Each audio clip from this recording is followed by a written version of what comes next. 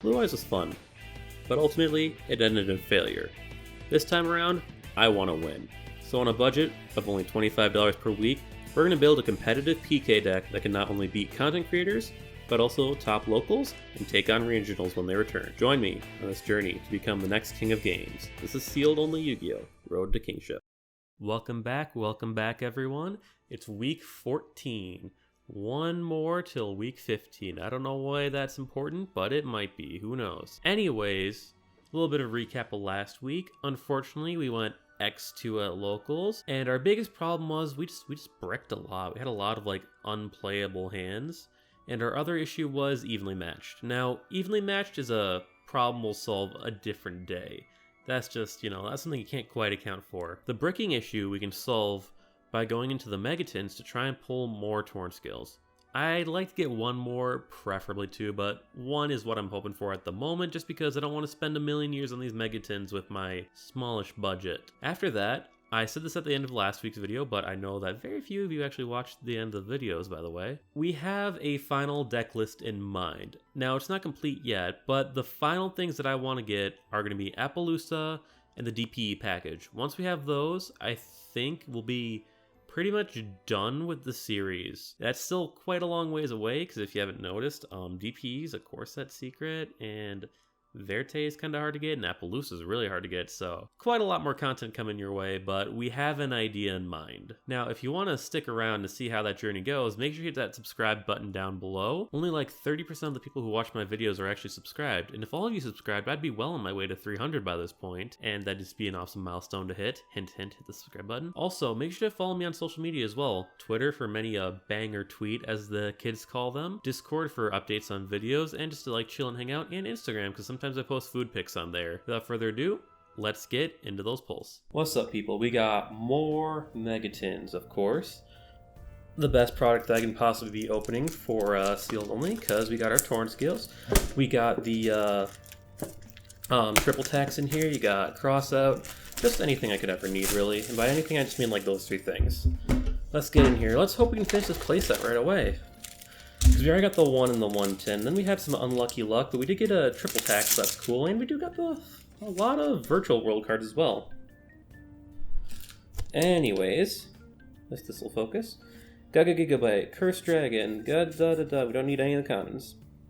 Chaos Summoning Beast, Deep Sea Aria, App Cologne, ooh, a second Nadir Servant, and Nerval. Okay, well, Nadir Servant's a expensive card at least, so that's cool. And then nothing back here, unfortunate.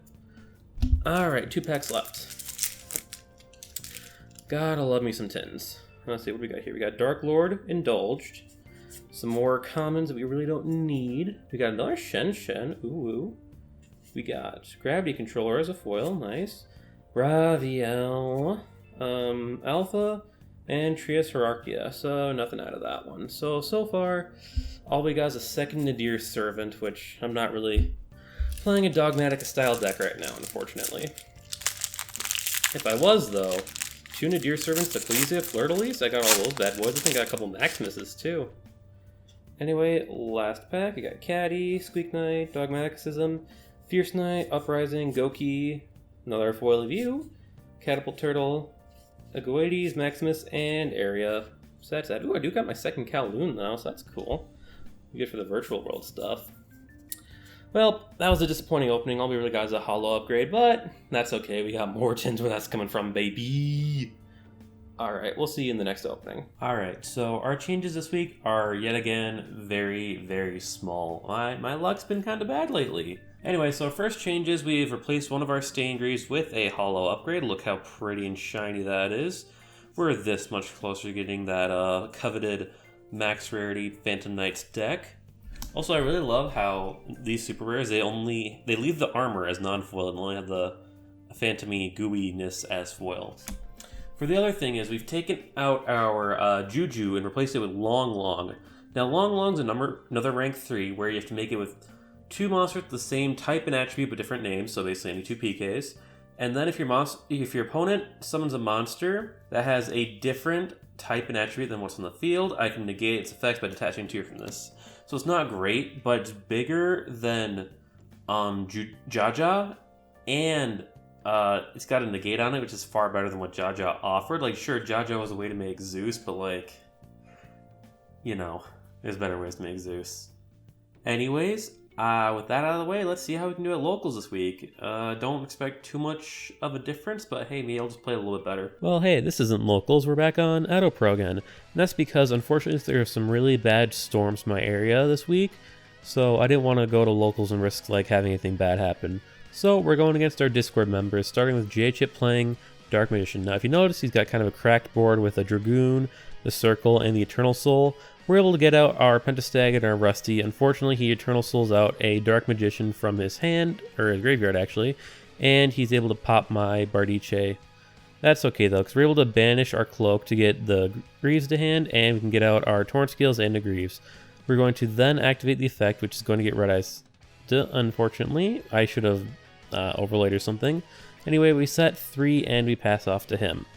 He starts by activating his Eternal Soul, getting out another Dark Magician, using the Circle to pop one of our Fog Blades. He goes into the Nightmare Unicorn. We're forced to Chalice our boy to make him a little bigger because the Chalice is getting spun away anyway. And then we use the Sword on the Unicorn because it's the only thing I can really negate here. We take a lot of damage and he passes off to us. On our turn, we draw into a Gloves. Realize we can't do too much, so we summon out the Nyan Nyan, try to go into our Break Sword and activate its effect, and unfortunately Eternal Soul happens, and we get banished away, and at that point it's like, well, you know what? I lose. Alright, for game 2 we're going first. We have a much better hand. We're able to do a lot because we don't have to deal with any interaction except for what appears to be a Ghost Ogre. And if you'll notice, I'm a little sloppy. I'm not quite used to doing Auto Pro duels because I'm kind of free flowing it. I don't really want to script out this. Mainly because it's super late, but also because I just kind of want to go back to the old style of content. Anyway, unfortunately, they Ghost Ogre our boy, but we're able to bring it back because we had the Greaves in the grave. We bring out our Shade Brigandine, and we bring out our Raider's Wing. We're able to overlay them in a Dark Rebellion, set 1, pass off. It's a weird looking board, but trust me, it'll get something done. Anyway, they Soul Servant, getting a Magician's Souls at the top, and then they Allure of Darkness, make sure they get that Magician's Souls into their hand. They use its effect to discard itself and bring out another Magician's Souls. They try to relinquish Anima us, but we're able to negate its effects, and they bring out the Palladium Oral Mana. Then they bring out Verte, and they bring out the boy, but guess what? We actually had a Fog Blade, so no boys are happening this week.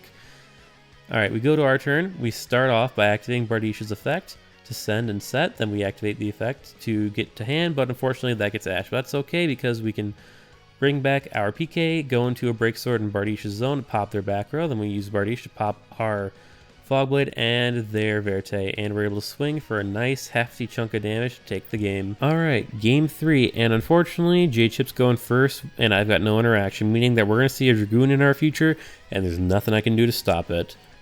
Speaking of, there's the Verte Anaconda, activates effect, and here comes the Dragoon. They're also going to set a Called by the Grave, the bane of our deck, and pass to us. We have a decent hand. We bring out our Junk Forward and our Cloak. We special summon a Butterspy. We go into Pentastag. We try to activate the Cloak effect to get to hand. Then we go into Bardiche. We try to special summon, get him out, and then we activate Bardiche, which gets negated. Thankfully, that was bait. So now we bring out our Strangleanius. We go into Raider's Knight, and we rank up into our Dark Requiem. Dark Requiem effect, negate everything on field, and we hit over the Dragoon. Probably shouldn't have killed that one. Probably should have gone for the Verte instead. But, you know, you live and you learn. Especially because if I had gone for Verte, I would have just won. But that's besides the point. Anyways, they're able to out our Dark Rebellion, Requiem, Arc Rebellion, whatever that one is. And they're able to bring back the Dragoon using their Link for Spellcaster. What a great time to be alive, don't you agree? Anyways, unfortunately we draw on the sword, so we don't really have much else we can do, and we lose the game. Match 2 this week is against our boy Darkonic, haven't seen them in a while, and they're playing Blue Eyes, and oh, it feels so good to go against this deck again. I haven't played Blue Eyes since Sealed Only ended, and let me just say Darkonic's deck is way better than mine. Anyway, we're able to get out a Bardiche by going to our Pentastag and then going to him. We try to activate its effect, but we get hit with the True Light, and then Destined Rivals. Destined Rivals is going to negate our effect, and True Light's going to set the Blue Eyes Fusion spell. We're going to get a new Fogblade to hand, we're going to set 3, and we're going to pass off to them. They're going to start by normal summoning their Sage. We're going to negate the effect of Sage, thankfully, so they can't get eggs to hand.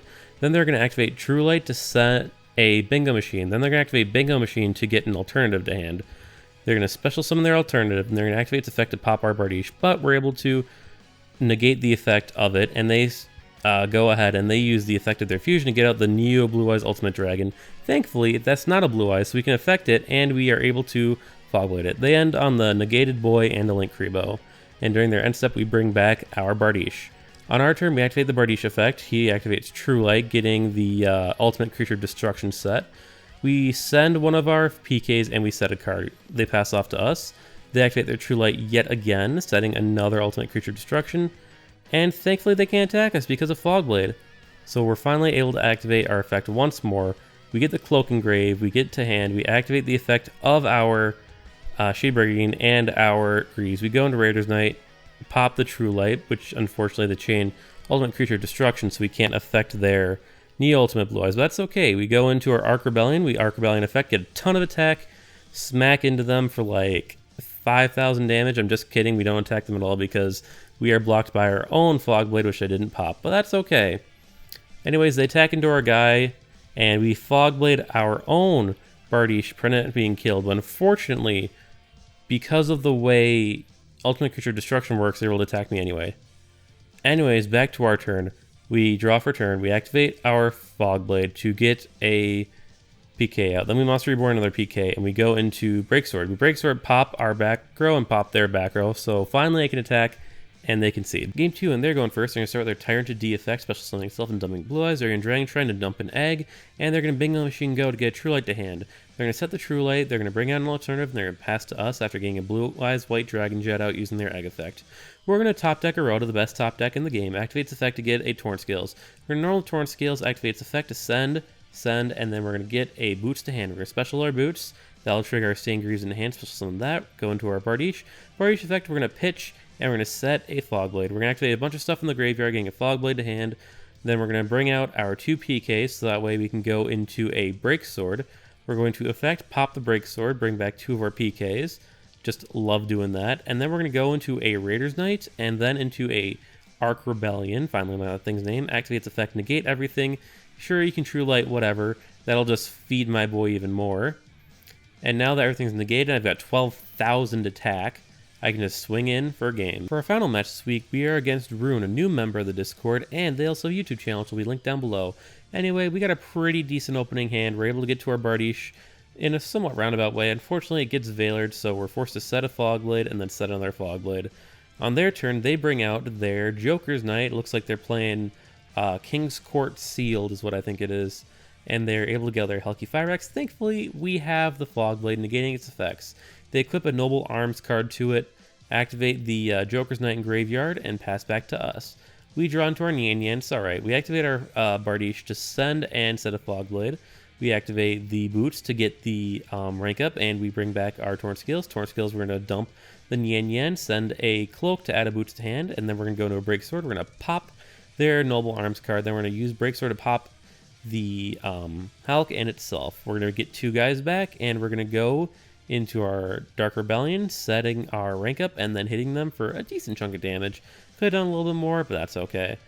On their turn, they're going to start by activating their Bower, which we're going to rank up magic in response to, and then when it tries to come in, we pop it. Then we negate the effect of their Joker's Knight with our Dark Rebellion Requiem guy, and we bring out our Break Sword.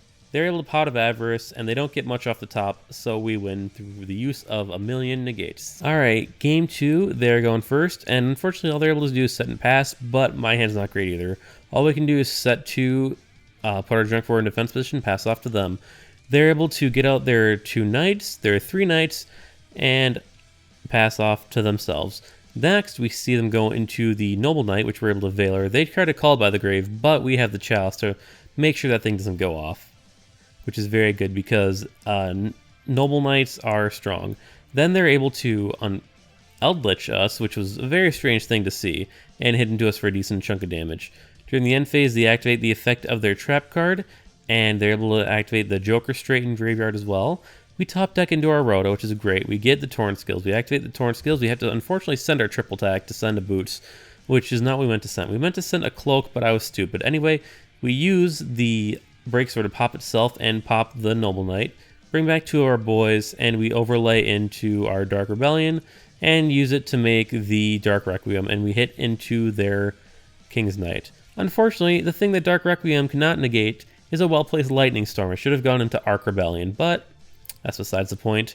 They're able to get out an Eldritch Golden Lord, activate their Joker straight to get out the rest of their Knights after they summon their King's Knight to bring out the Jack's Knight, and they're able to swing in for lethal after overlaying into a heroic champion. Game 3, and will my Discord members once again embarrass me, or with the new deck, will I be able to take the game? Well, we're definitely able to make a Rusty Bardiche at least, and we send our Torn Skills and set 2 and pass off to them. Unfortunately, because the only PK we opened was Staingreaves, we were stuck. They activate their Lightning Storm targeting spells, so we activate our Wings targeting our Bardiche to make it indestructible and give it 500 higher. Unfortunately, Eldritch sends to grave, not destroys. But they weren't able to kill us this turn, which is very important. They only have an Eldritch and the Joker's Knight, which doesn't really do much. So we're able to bring back our Bardiche through the use of Monster Reborn. We baited them with the Wings. I totally knew they had the Ghost Girl in hand. Using the Bardiche, we're able to get a Boots to hand and bring back our Phantom Knight of Torn Scales. Bring out the Boots. We go into our Break Sword. We're going to pop our own Break Sword and bring out the 2 PKs, and we're going to overlay into Arc Rebellion, the largest of lads. Hallowed be thy name. We activate his effect, make him ginormous, and attack into the Joker's Knight. If we just brought back a PK with our Fogblade Graveyard, we actually would have won, but that's besides the point.